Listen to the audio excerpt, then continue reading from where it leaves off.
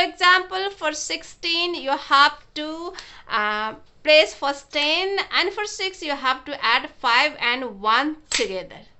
And to reduce 16, first you have to reduce 10's position and 1 and 5, 6, like this. So don't be confused about the finger process. Add 1, add 6, add 1 to 12, reduce 1, 3, 13, add 11, add 1 to 12, reduce 1, 6, 16, reduce 1, 3, 13, add 1, 8, 18, reduce 1, 7, 17, add 1, 6, 16, reduce 1 to 12, add 1, 4, 14, reduce 1, 8, 18, add 8, add 10, and reduce 1, 9.